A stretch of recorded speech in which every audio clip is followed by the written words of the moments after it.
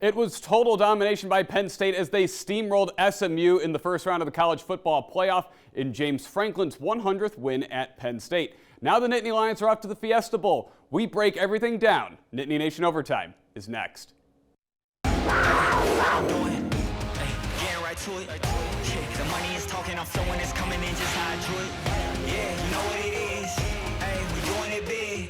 Look up, there's no limit, no, we cannot settle for this. Yeah, can't stop, nah, won't stop. Yeah, spin on live, you don't believe it, just watch.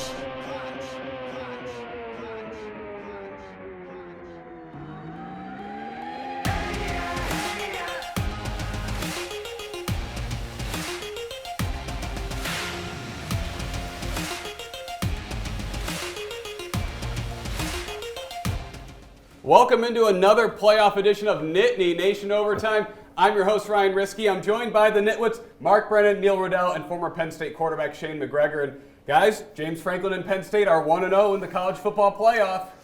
Yeah, for sure. It was more of a domination than at least I predicted. But, I thought the real star yesterday, obviously the defense, but was the fans and the support. Absolutely. That the community rallied in that kind of cold temperature. It's the latest home game they've ever had.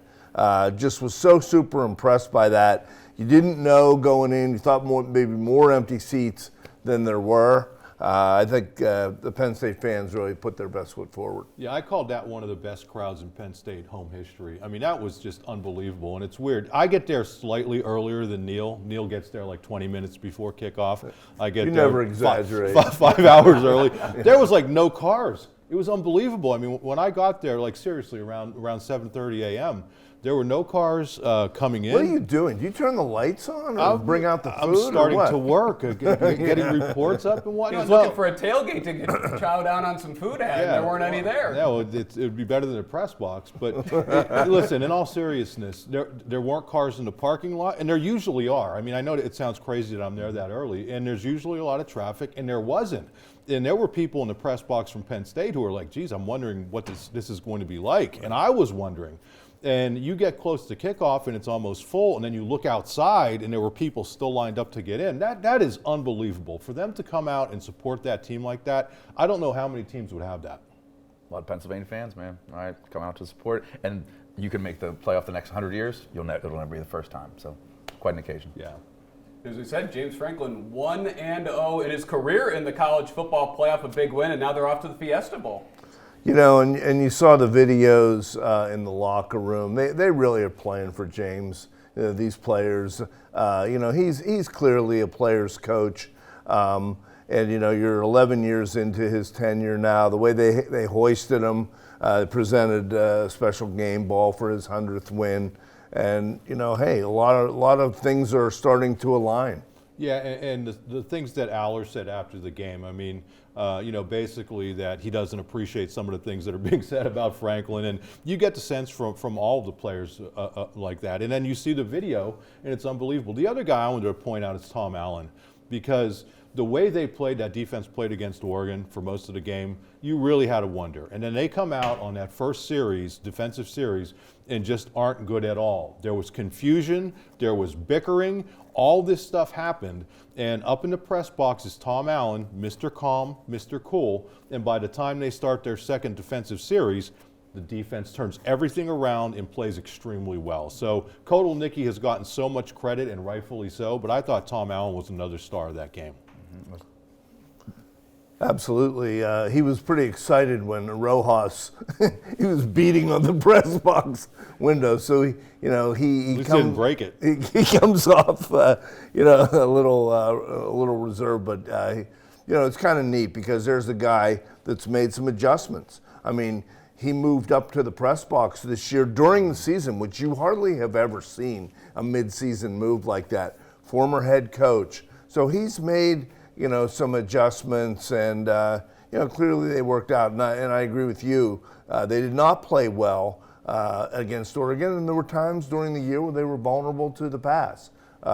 SMU also helped them. And really, the defense played with ice in their veins. 2 pick sixes to go up 14-0. That's just a huge swing right there. Hey, a walk-on, a former walk-on, Shane. man. I mean, tell me what that means. And this whole business with, we may not have walk-ons now. It's massive to finally get the opportunity to come through in the biggest stage. You think about this season. Yes, it is the 2024 season, like continuously, but you're a whole different team than when you are at the start. All right, you mature, you additions, subtractions as far as that goes, but you get better. And to be playing pretty good football, learning the lessons that you've learned through some of these losses. Because I always say, if you're mentally tough enough to take a loss and get better from it, all right, that's okay then. You know, if you're still in a position and it doesn't knock you out, obviously it didn't, and they're on to the next round. So you're talking about DeLuca Yeah. being a former walk-on. I yeah. didn't quite understand. So you're going to have 105 everybody on scholarship. Right.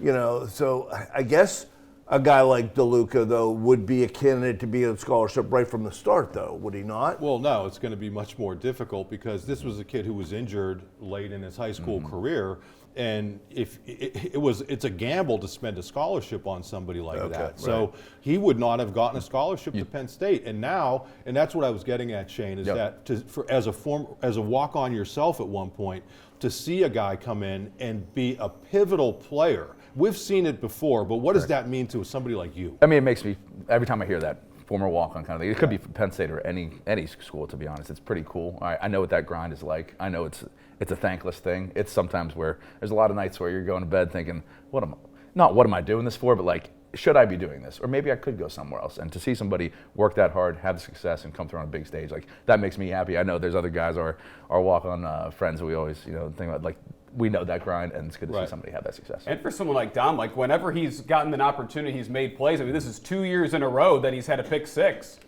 Yeah, he's been around the football. He's obviously a leader, well-spoken kid, and somebody the whole team respects. He has 5 career interceptions now. Yeah. I mean, I wonder how many linebackers. I haven't had time to. We taped this pretty quickly after the games the next day, but I wonder how many Penn State linebackers, even the greats, have had 5 interceptions in their carear, and he still has another year left if he wants it. I had a front row seat to a lot of, like, on the defensive field, working as a scout team quarterback, to a lot of what the linebackers do. Everyone wants to talk about filling the run and stopping the run and rushing the passer and all that kind of stuff, but playing pass defense is a massive part of things that is definitely an art, and he's obviously very good at it. And then one guy, if I could mention Rojas, because he has been dealing with a shoulder injury all year.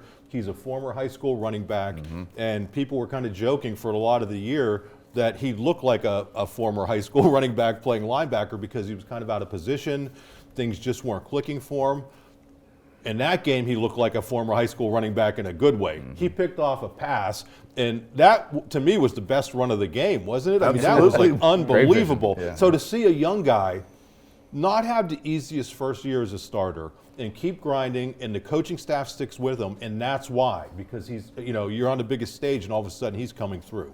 Yeah, because I think there was a question about some of the overall linebacking play for a while, excuse me, including him, and it was a coming out party for him. Now, all of a sudden, going into next year, he's going to be looked upon as a leader. Well, guys, we got to take a quick break right here. When we come back, though, we're going to discuss the significance of this win. Don't go anywhere.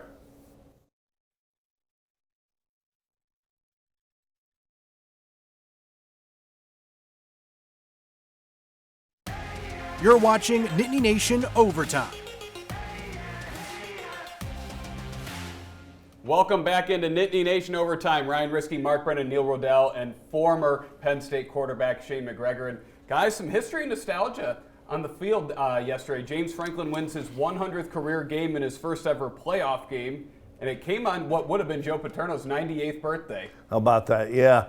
And then today, the women's volleyball team, just a tremendous, just a high time for Penn State right now, for sure. And on top of the wrestling, the basketball is improved. The women look better this year. So yeah, it's they're riding a wave of momentum. Let's see how far they can carry this back to the football field. Hey, yeah, when we talk about football, I thought that was a big win for the Big Ten. And then Ohio State going and taking care of business. Because after Friday night, you're looking at what Indiana did, and that was really, you have a coach who talked a lot of talk and then got onto the biggest stage and froze up. I mean, that was a team that was not ready for prime time. And for the two of the most criticized coaches of successful programs in the Big Ten, and James Franklin and Ryan Day, to go back and kind of save the reputation of the conference, I thought that was big for both of them and for the conference. Yeah, it's kind of interesting. The first year where, you're going to see maybe some tweaks, obviously a lot of opinions.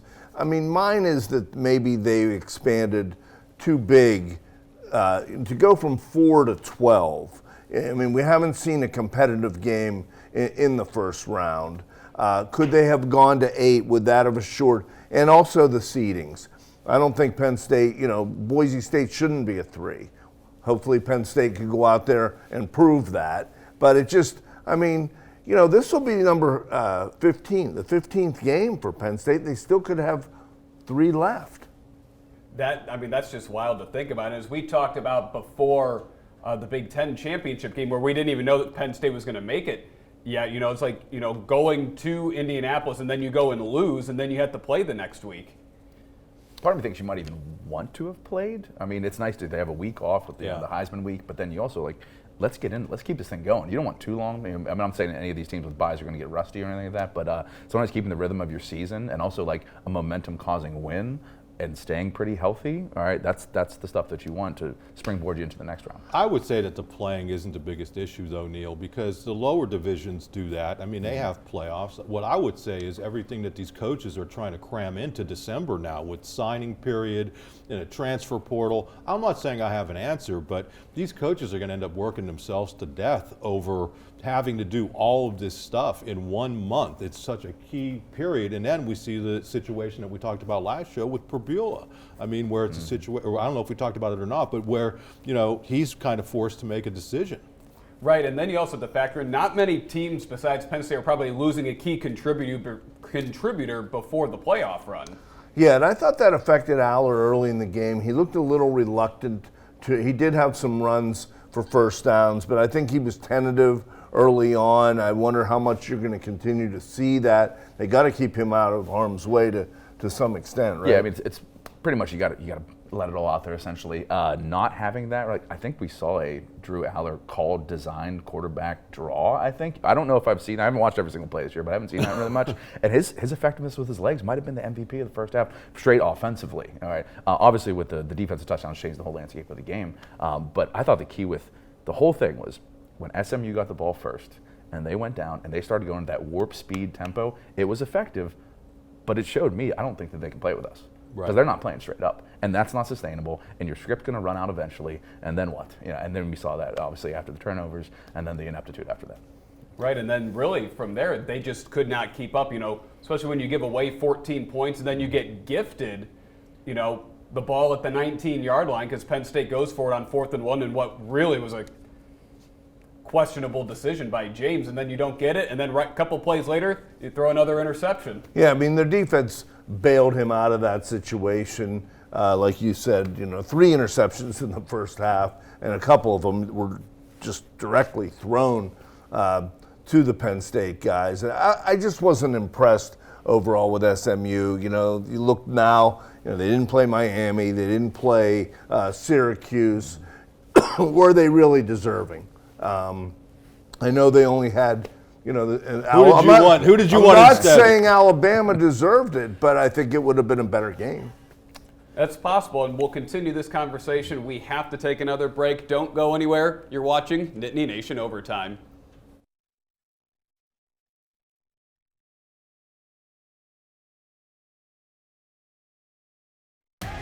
You're watching Nittany Nation Overtime.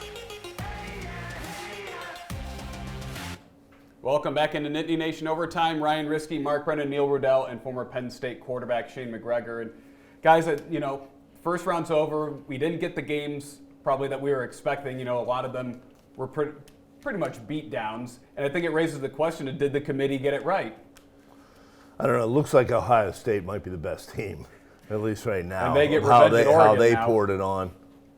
You finally got a reward for winning and getting the home field advantage. All right, that was definitely a game changer in this game, and I think it was in the other ones as well. Yeah, I think the one thing they have to take a look at is not necessarily giving the conference champs that first round bye, the automatic first round bye for most of them, not all of them got Like it. March but Madness, they're yeah, in, but I not mean, a get not a in and preferential just seed spot. it the way you want to seed it, and I think that would take care of a lot of the problems. But the other thing I would say is let's wait until this first rendition works its way through to see how it actually plays out. I mean, we could make comments now after the first round, but we're not going to have a great feel for it until this entire playoff run is over. You know, and then I think one of the things, you know, the question was SMU going to get in or Alabama with that final spot? And then SMU ended up getting in. And personally, I think the committee got it right. I think their regular season was good enough, better than Alabama's, to qualify. And obviously we ended up getting the beatdown. And Penn State just looked really good. Offensively, they were great. Defensively, they were great. Yeah, I don't know offensively that they were great. I thought their running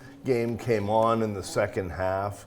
Other than that, I wouldn't say it was a great offensive performance. I mean, basically, you were looking at 24 points. Well, you take away the interceptions. Yeah, I agree. It didn't have to be great, though. I mean, and on that day, when you look at what SMU did, I mean, they basically gifted Penn State all these points. Penn State played very conservative. I mean, I think they only threw 4 passes in the second half. Right. They didn't need to. Yeah, obviously you're up a lot. But the other thing, I'm going to go back to Nittany.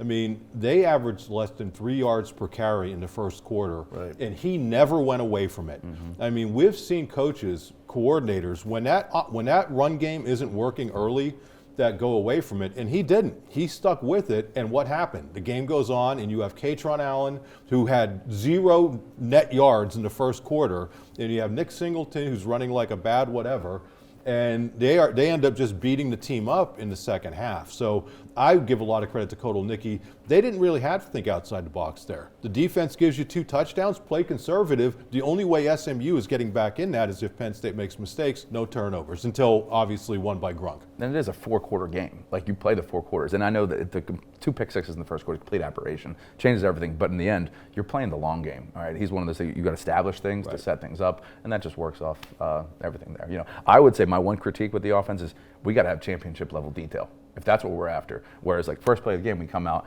and Tyler Warren is like actually a blocking tight end, a fantastic tight end, but he just misses a block on a quick little space play, and now we have a negative play. Now we're offset. And now, so there's small little details like that I think we can better with. Even Aller on the one like little screen that almost got picked, like, get that stuff out of your hands. That's a shortstop turning a double play. That's not something we can wait on. Like, that's got to be the level of detail if we really want to get where we want to get to. Yeah, and I mean, you can go for it on a 4th and 1 against SMU at your own 19 when you're up 14-0. But if you do it against a better team, and James is always more aggressive against the teams he knows he's better than. But had they punched it in there, it changed the whole complexion of that game. Well, there's a lot of old-time Penn State fans who are saying, what kind of coach would possibly go in this situation when Joe Paterno actually was at 67? Right. From the 15 against Florida State in a bowl game and didn't make it. And he talked for years and years and years. Spent the rest of his career he talked about. If you're confident in your defense in 12 degrees temperature, then yes, you can do that. And the defense rewarded his faith. You know, they get the huge interception from Dom, and it was his second of the game at that point. His defense played great. They had 11 tackles for loss. The defensive ends were tremendous. You know, the whole defense. And Andy said it afterwards. Hey, it's playoff football, and it's in the cold. You got to win up front, and they really did on both lines. Right? And that's the biggest disparity I see with some of these teams. Is like SMU, solid team, had some playmakers. I thought they should have maybe taken some more shots at our corners, but it's the up front, and that's the line play. And then over and over and over again, like we said before, I thought they had Jennings seeing ghosts, as they say, rushing things, and then he was kind of rattled after 2 picks. After having a lot of success, he's a solid quarterback, you know, but in those conditions with that pass rush, they've never seen something like that before. And not only that, you had the huge sack by Abdul Carter for a loss of 18, setting up a long field goal, and in those conditions, the kick fell short. Yeah, Barker making a 40-yarder, I think, was good.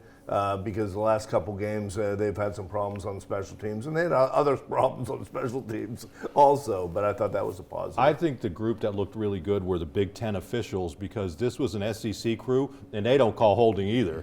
I mean, Abdul Carter was literally tackled, and a guy jumped on him after the play, and there was no holding. I give Abdul Carter all the credit in the world, because whether he's held or not, I mean, people have given him a lot of attention all year, and he's played through it. And I think this was another game where the stats may not have reflected it, but I think the attention paid to him makes everybody else that much better. And I think with SMU, I'm like, we got to do different stuff besides just try to play him straight up. You think he's actually, like, you're going to win one-on-one with him, like rushing against your left tackle?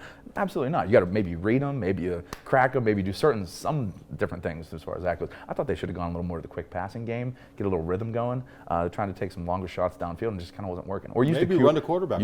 Run the quarterback. They did some good stuff in running. It was just too late. I'm glad we have Shane here, because I'd like to get real quick your opinion. What kind of ceiling do you see for Bo Prabula? We haven't talked about him. That happened after our last show. I think he's solid. I mean, I think he has getting him in the right space with the right coordinator. It takes a lot of things for a quarterback to do well, but I think he's shown enough. Like, I mean, heck, the Wisconsin game, like he can do some stuff, you know, and that's something that unfortunately for us now we don't have. But I think he could go landing in the right spot. I think he could do very well, and he. Having that 11th player, all right, being able to run, or even just have the threat of that designed run changes a lot of stuff with offense. All right, guys, well, we have to take another break. We have one thing left to do. We're going to crown our Nitwit of the Week when we come back.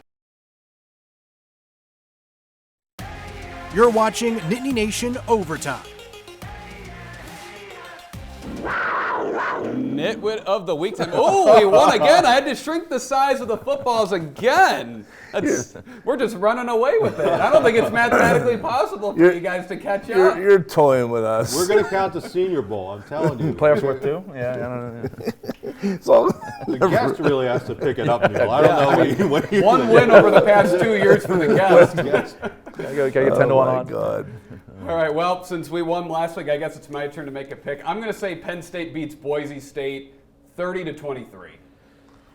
So you're calling a little closer game. I think it will be. I think Ashton Genty will provide some trouble. I think it'll be a good game, though. It's hard to be semi-one-dimensional against Penn State, playing real well against the run. This is cool. It's a Heisman runner-up, but last week I called for a closer game. I'm going to say Penn State 30, Boise 16. Yeah, I'm going to go with the same score I went with last week, 31-21. Maybe it's going to work. Maybe that's the key, just picking the same thing. I think there's a little more balance there that you look at the stats. I mean, Genty's been great, but I think there's a little bit more balance. But I think Penn State being healthy, it looks like a real healthy team now. They have more overall talent, and I think that's going to be the difference. Similar to SMU, there will be a disparity, I think, that manifests itself. Yeah. Penn State decisively 31-13. All right, there we have it. All right, well, that concludes our show this week. Thank you again for watching Nittany Nation Overtime. We're off next week, except we will be back to recap the Fiesta Bowl. Thanks for watching WTAJ's Nittany Nation Overtime.